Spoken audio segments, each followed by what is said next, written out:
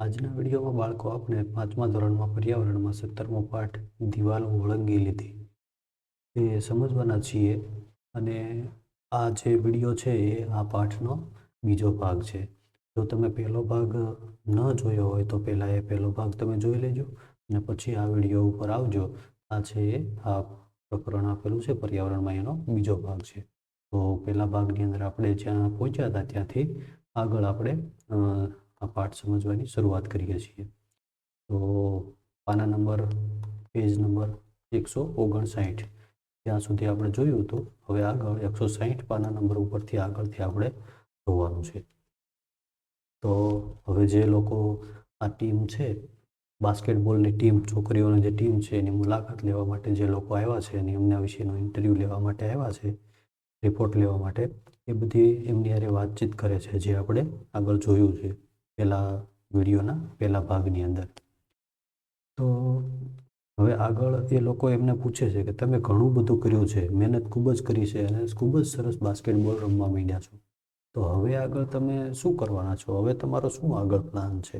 એ બધું છે એમને પૂછે. તો અફસાના નામની છોકરી છે એમને કહે છે, શું કહે છે? અમે સારું રમ્યા છીએ, તેથી અમને ઘણી બધી જગ્યાએ રમવાની તક મળી છે. અમે અમારા શહેર અને રાજ્ય માટે પણ રમ્યા છીએ. અમને આશા છે કે ક્યારેક અમે અમારી સખત મહેનતથી અમારા દેશ માટે પણ રમીશું. જો આ છોકરી છે અફસાના, એના સપનાઓ કેટલા બધા ઊંચા છે. જો એ સારું રમ્યા એટલે એનાથી ઘણી બધી જગ્યાએ લોકો રમવા છે, જઈ શક્યા છે. અને એમના શહેર એટલે કે મુંબઈ શહેર અને મહારાષ્ટ્ર રાજ્ય માટે પણ એ લોકો રમ્યા છે. પણ એને હજી આશા છે કે અમે ક્યારેક અમારી સખત મહેનતથી અમારા દેશ માટે પણ રમીશું, એમ કે છે. હા, પછી અમે પણ ક્રિકેટના ખેલાડીઓની જેમ જ પ્રસિદ્ધ બની જઈશું. જો એને ક્રિકેટના ખેલાડીઓ કેટલા બધા આપણા દેશની અંદર પ્રખ્યાત છે, પ્રસિદ્ધ છે, એટલા એ પણ લોકો છે એ બાસ્કેટબોલના ખેલાડી તરીકે પ્રસિદ્ધ બની જશે, એવી એની ઈચ્છા છે. અમે બધા સારું રમવા માગીએ છીએ. અમે અમારા વિસ્તાર અને દેશની કીર્તિ વધારીશું.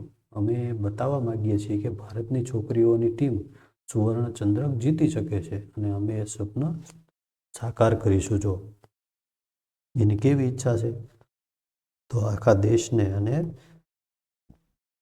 દુનિયાને આ ટીમ છે એ અફસાના અને એની ટીમ છે બતાવવા માગે છે કે ભારતની છોકરીઓની ટીમ પણ સુવર્ણ ચંદ્રક એટલે કે ગોલ્ડ મેડલ જીતી શકે છે અને આ અમારું સ્વપ્ન છે એ અમે સાકાર કરીશું, એમ કે છે. આગળ અહીંયા થોડીક ચર્ચા કરવાની છે. આપણે ચર્ચા કરો એવો એક મુદ્દો છે અને અહીંયા એક બે પ્રશ્ન જેવા આપ્યા છે અને એના આપણે વિચારીને જવાબ આપવાના છે કે તમે ક્યારેય શાળામાં કે તમારા વિસ્તારમાં કોઈ રમત કે સ્પર્ધામાં ભાગ લીધો છે? તો તમને કેવો અનુભવ થયો હતો? તમારી શાળામાં અથવા તો વિસ્તારમાં કોઈ રમતની અંદર આપણે ભાગ લીધો હોય તો એમાં કેવો અનુભવ થયો હતો, એના વિશેની વાત કરવાની છે. તો હા, મેં દોડની સ્પર્ધામાં ભાગ લીધો હતો. તેમાં બીજી શાળામાંથી ખૂબ જ સારા ખેલાડીઓ આવ્યા હતા, બરાબર છે. તો એમાં તમને જેવો અનુભવ થયો હતો, એની હારે કેવું વર્તન કર્યું હતું, એને તમારી સાથે કેવું વર્તન કર્યું હતું, ત્યાં તમને કેવું લાગ્યું હતું, ગભરાટ થઈ હતી કે નહોતી થઈ, એ બધી વાત છે તમે એના વિશે કરી શકો છો. તમે બીજી કોઈ જગ્યાએ રમવા ગયા છો? તે જગ્યા કેવી હતી? તમને તે જગ્યા જોવો કેવું લાગ્યું? હવે તમારી શાળા સિવાય તમે બીજી જગ્યાએ કોઈ રમવા માટે ગયા છો તો તમને ત્યાં કેવું લાગ્યું હતું? તો અમે બાજુની શાળામાં રમવા માટે ગયા હતા. જો આપણે મેદાન બદલીએ, દરરોજ રમતા હોઈએ મેદાનની અંદર, આપણે રમવા માટે ટેવાઈ ગયેલા હોઈએ તો ત્યાં આપણે ખૂબ જ સરસ રમી શકીએ. પણ જો આપણે મેદાન બદલાય તો ત્યાં રમવા માટે આપણે થોડુંક અનુકૂળતા ન હોય એવું આપણને લાગે અને ત્યાં આપણે ખૂબ જ આપણા મેદાન જેટલું સરળતાથી રમી ન શકીએ એવો અનુભવ થાય. તમે ભારત અને બીજા દેશો વચ્ચે રમાતી મેચ જોઈ છે? તો કે કઈ? હા, અમે ભારત અને બીજા દેશની વચ્ચેની ક્રિકેટની મેચો જોઈ છે. તો તમે જે બીજી બાસ્કેટબોલ છે, ફૂટબોલ છે, એની કોઈ મેચ જોઈ હોય તો તેના વિશે પણ તમે લખી શકો છો. આગળ અહીંયા થોડાક પ્રશ્નો છે કે તમે કઈ કઈ રમત રમો છો? તો તમે જે રમત રમતા હોય બધી રમતોના નામ અહીંયા લખી શકો છો. તો અહીંયા આપણે જવાબ લખ્યો છે કે અમે ક્રિકેટ, કબડ્ડી, ખોખો વગેરે રમતો રમીએ છીએ. બીજો પ્રશ્ન છે, તમે જાણતા હોય તેવા ખેલાડી અને તેમની રમતના નામ લખો. તો અહીંયા આપણે નમૂનારૂપ થોડાક ખેલાડીઓના નામ લખ્યા છે. બાકી તમે બીજા કોઈ ખેલાડીઓના નામ જાણતા હોય તો એ પણ તમે અહીંયા લખી શકો છો. તો એમાં પહેલું નામ લખ્યું છે આપણે સચિન તેંડુલકર, તે ક્રિકેટ સાથે જોડાયેલા છે. વિરેન્દ્ર સહેવાગ ક્રિકેટ માટે જોડાયેલા છે. Saina Nehwal badminton, Sania Mirza tennis. તો આ બધા 4 ખેલાડીઓના આપણે નામ લખ્યા છે. હવે આગળ આ લોકો છે હજી પૂછે છે એમને કે બીજી માહિતી માટે કે અમે પૂછ્યું શું તમને કોઈ તકલીફ પડી હતી કે તમે ફૂટબોલ બાસ્કેટબોલની ટીમ છે એ રમતા હતા ત્યારે તમને કોઈ તકલીફ પડી હતી? તો ખુશનૂર નામની છોકરી કહે છે કે સાચું કહું તો અમને આ બધું સરળતાથી મળ્યું ન હતું. જો સાચું કહું તો આ બધું અમને સરળતાથી નથી મળ્યું. શું શું મળ્યું નથી એની વાત કરે છે તો કે એ લોકો ખૂબ જ સારું બાસ્કેટબોલના ખેલાડી બની ગયા અને એમના શહેર માટે અને રાજ્ય માટે જે રમ્યા છે એ બધું એમને જે મળ્યું છે એ સરળતાથી નથી મળ્યું. છોકરીઓ તરીકે રમત રમવાની શરૂઆત કરવી એ ખૂબ જ મુશ્કેલ હતી. જો છોકરીઓ તરીકે રમત રમવાની શરૂઆત કરવી ને એ જ ખૂબ જ મુશ્કેલ હતી એમના માટે. એમના ઘરેથી રમવા માટે આવવા નહોતા દેતા. રમવા જાય તો એમને બધા લોકો જોતા હતા કે છોકરીઓ કઈ રીતે રમતી હશે. આ બધું છે ઘણું બધું એમના માટે મુશ્કેલ હતું. અમારે અમારા પરિવારજનોને મનાવવાના હતા. એના પરિવારજનો છે એને રમવા માટે નહોતા જવા દેતા. તો એને પહેલાં તો મનાવવા જ ઘણું બધું એમના માટે બધા માટે મુશ્કેલ હતું. એ માટે ઘણી વખત અમારે ઝઘડવું પણ પડતું હતું. જો ઘરે એમને ઝઘડો પણ કરવો પડતો હતો કે અમે છોકરીઓ છીએ તો શું ઘરમાં જ બેસી રહેવાનું, ઘરનું કામ જ કરવાનું, અમને પણ રમવાની ઈચ્છા થતી હોય તો અમારે શું નહીં રમવાનું? આવું બધું એને એના પરિવારજનો સાથે ઝઘડવું પણ પડતું હતું. આજે પણ ઘણી છોકરીઓ આ રીતે રમી શકતી નથી. જો ગામડાઓની અંદર કે ઘણી જગ્યાએ હજી પણ છોકરીઓને આવી રીતે છૂટથી મેદાનની અંદર રમવા દેવામાં આવતી નથી. રમત તો ઠીક, પહેલાંના સમયમાં લોકો છોકરીઓને ભણવા પણ જવા નહોતા દેતા. જો અત્યારે તો રમત તો બરાબર છે પણ પહેલાંના સમયની અંદર છોકરીઓને ભણવા પણ નિશાળે પણ નહોતા જવા દેતા. કે એમ કહેતા હતા કે છોકરીઓને તો ન ભણવાનું હોય, એને તો ઘરે જ રહેવાનું હોય ને ઘરનું કામ જ કરવાનું હોય. આવો સમાજ છે એની અંદર વિચારો હતા. એ હવે તો બદલાઈ ગયા છે એટલે ઘણું બધું સારું કહેવાય. મારી માતાએ ઘણું બધું કરવું હતું. જો મારી માતાને ઘણું બધું કરવું હતું એની માતાની સમયની અંદર, પરંતુ તેઓ ક્યારેય તક મળી ન હતી. તેથી મારી માતા મને આ બધી પ્રવૃત્તિઓ જેવી કે રમવું, તરવું, નાટકમાં ભાગ લેવો વગેરે માટે પ્રોત્સાહન આપતી હતી. જો ખુશનૂર છે એની માતાને પણ આવું બધું કરવું હતું પણ એ સમયે સમાજમાં એટલા બધા રૂઢિચુસ્ત વિચારો હતા કે એ કંઈ ન કરી શક્યા. એને કોઈ પણ તક ન મળી એની માતાને. એટલે એની માતા છે એને પોતાને તક નથી મળી તો આ બધી પ્રવૃત્તિઓ રમવું, તરવું, નાટકમાં ભાગ લેવો એ બધી જ પ્રવૃત્તિઓ માટે એની છોકરી ખુશનૂર છે એને પ્રોત્સાહન આપે છે. અફસાના નામની છોકરી બોલે છે. એ શું કહે છે? અત્યારે પણ અમે જેવી રમત પૂરી કરીએ કે તરત જ અમારે ઘરે જવું પડે. જો અત્યારનો સમય છે આટલો બધો ફોરવર્ડ સમય છે છતાં પણ એને શું થાય છે? જો રમત પૂરી થાય એટલે તરત જ એને ઘરે જવું પડે છે. છોકરાઓ અહીંથી જઈ શકે. જો છોકરાઓ છે ગમે ત્યાં રખડવા માટે જઈ શકે, ક્યાંક ઊભા રહી શકે, ક્યાંક વાતો કરી શકે, મને મોડે સુધી રમી શકે અને રોકાઈ શકે મેદાન ઉપર. પણ એમને રમત પૂરી થાય એટલે તરત જ ઘરે જવું પડે. કોઈ કંઈ જ કહેતું નથી. શાળાએથી આવ્યા બાદ હું મારી માતાને 2-3 ઘરોની સફાઈમાં મદદ કરું છું. મારું ભણું છું અને પછી અહીંયા રમવા આવું છું. હું ઘરકામમાં પણ મદદ કરું છું. જો મારા ભાઈને ચા જોઈતી હોય તો તે પોતાના માટે ચા બનાવે તો માતાને કહે. તેને 3 બહેનો હોવા છતાં પણ કામ કરવું પડે છે. જો એને 3 બહેનો હોવા છતાં કામ કરવું પડે છે. મારા ભાઈને ચા જોઈતી હોય અને એને તે પોતાના માટે ચા બનાવે તો માતાને કહે. એને 3 બહેનો હોવા છતાં પણ કામ કરવું પડે છે. જો કેવું વાક્ય બોલે છે એનો ભાઈ, એને 3 બહેનો છે છતાં પણ એને કામ કરવું પડે છે. એટલે કે શું કહેવા માગે છે કે છોકરાને તો કામ ન કરવાનું હોય, છોકરીઓને કામ કરવાનું હોય. એને 3 બહેનો છે તો એને કામ કરવાનું હોય અને એના ભાઈ માટે ચા બનાવી દેવી જોઈએ. આ ખરેખર વિચાર છે બરાબર ન હોવો જોઈએ. આગળ એક બીજી છોકરી કહે છે. શું કહે છે? હવે ઝરીના છે એ કહે છે કે હવે ઝરીનાના નાના ભાઈને જુઓ, ઝરીનાના નાના ભાઈને જુઓ.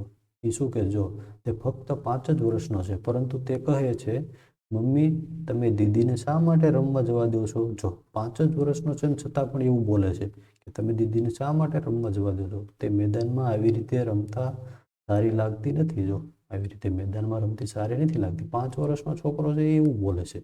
તેની મમ્મીએ પૂછ્યું જો તું રમવા જઈશ તો? આ સાંભળીને તેણે કહ્યું હું તો છોકરો છું, મારે તો રમવા જવાનું હોય. તો આવા જે એકદમ નાના છે એમને પણ આવા વિચારો છે એ ક્યાંથી આવતા હોય છે? તો કે આપણા સમાજના આજુબાજુના લોકો અને મોટી ઉંમરના લોકો છે એ એમની વાતચીતના આધારે જ આ બાળકો છે પણ એવા વિચારો છે એ અપનાવતા હોય છે અને એને ખબર પડતી હોય છે કે છોકરીઓને તો રમવા ન જવાનું હોય એવું એમને મનમાં થઈ જતું હોય છે, જે યોગ્ય વિચારો નથી. અપ્સાના નામની છોકરી કહે છે, પરંતુ રમવું એ દરેક વ્યક્તિ માટે સારું છે.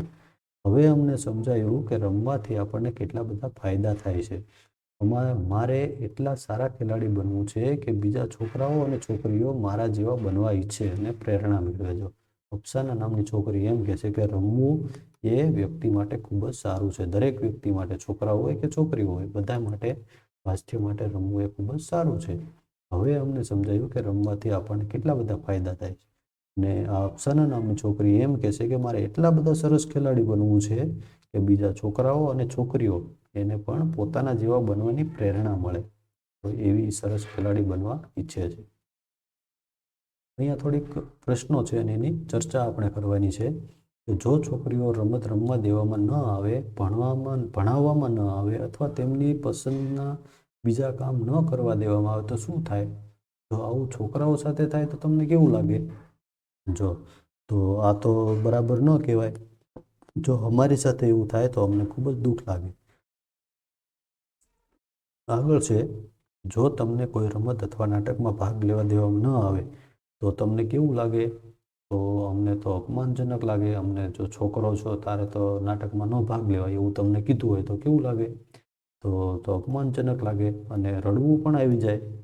તો છોકરીઓને તો આવું કાયમ માટે અપમાન સહન કરવું પડે તો એમને કેવું લાગતું હશે? તમને કોઈ મહિલા ખેલાડી વિશે સાંભળ્યું છે? તેમના અને તેઓ જે રમત રમે છે તેના નામ આપો. તો અહીંયા આપણે અમુક બે મહિલા ખેલાડીઓના નામ લખ્યા છે. ઘણી બધી મહિલા ખેલાડીઓ તો હોય છે. સાયના નેહવાલ છે, બેડમિન્ટન રમે છે. સાનિયા મિર્ઝા ટેનિસ રમે છે. તો એ બે ખેલાડીઓના નામ આપણે અહીંયા લખ્યા છે. આગળ છે, રમતગમત સિવાય બીજા કયા ક્ષેત્રોમાં સ્ત્રીઓને સ્વીકૃતિ મળી છે એવું તમે સાંભળ્યું છે? તો રાજકારણની અંદર આપણે જોયું છે કે 33% સ્ત્રીઓને અનામત આપવામાં આવેલી છે. એવી જ રીતે ઘણા બધા ક્ષેત્રોની અંદર સ્ત્રીઓ છે એને સ્વીકૃતિ આપણે આપેલી છે અને મળેલી છે. શું આ સ્ત્રીઓ પુરુષો સમોવડી ગણાય? કેમ? આ સ્ત્રીઓ છે એ પુરુષ સમોવડી જણાય છે? તો હા, કેમ કે અત્યારે દરેક કામ સ્ત્રીઓ છે એ પુરુષો કરતાં પણ વધારે સારી રીતે અને કુશળતાથી કરતી થઈ છે. તમે એવી કોઈ સ્ત્રી કે છોકરીને જાણો છો કે જે મોટા થઈને તેમના જેવા બનવા માગતા હોય? એવી કોઈ છોકરી કે સ્ત્રીને તમે જાણો છો કે જેના જેવા તમે બનવા માગતા હો? તો જો અહીંયા આપણે જવાબ લખ્યો છે કે હું તો મોટો થઈને કે મોટી થઈને કલ્પના ચાવલાની જેમ અવકાશમાં જવા ઈચ્છું છું. જો હવે તમે પણ બીજા કોઈ એવા સ્ત્રી કે છોકરી હોય તો એના જેવા બનવા માગતા હો તો એનો તમે અહીંયા જવાબ લખી શકો છો.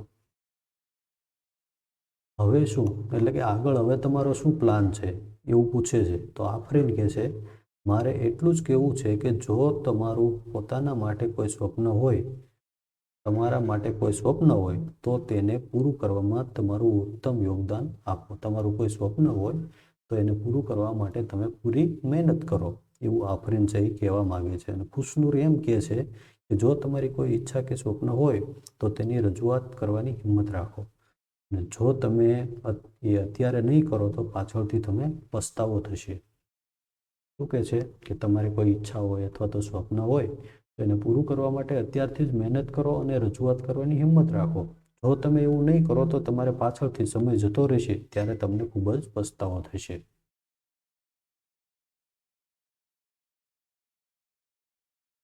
હવે આગળ કહે છે, અમે કહ્યું સમાચાર પત્રમાં તમારા બધા વિશે લખ્યું હતું. હવે વિદ્યાર્થીઓ આ ચોપડીમાં તમારા વિશે વાંચશે.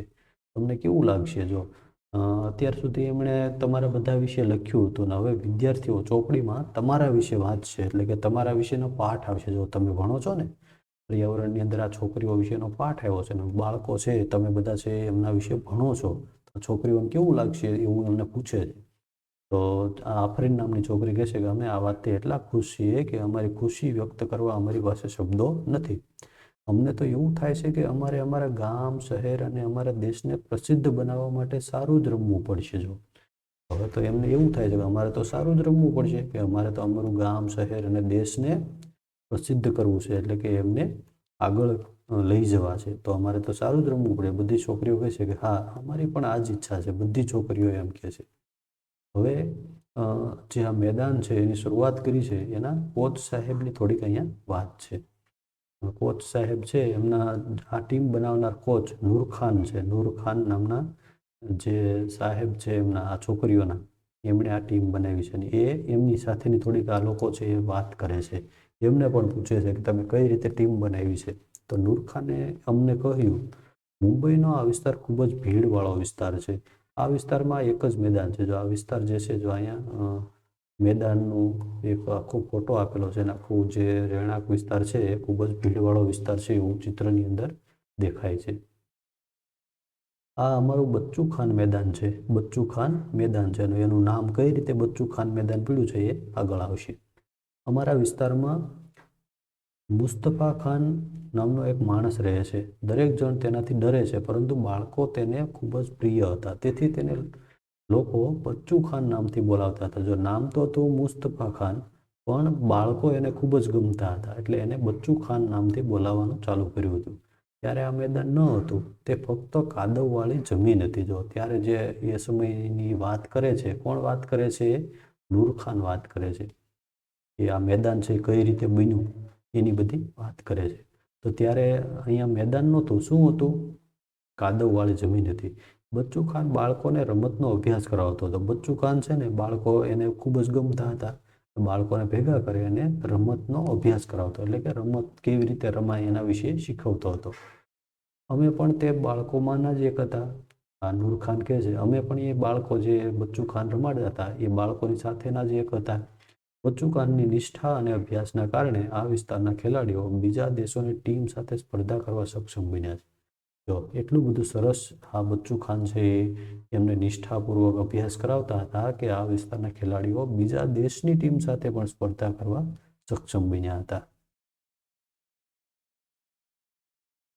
બચ્ચુ ખાનની જેમ મેં પણ આ વિસ્તારના બાળકોને તાલીમ આપી છે.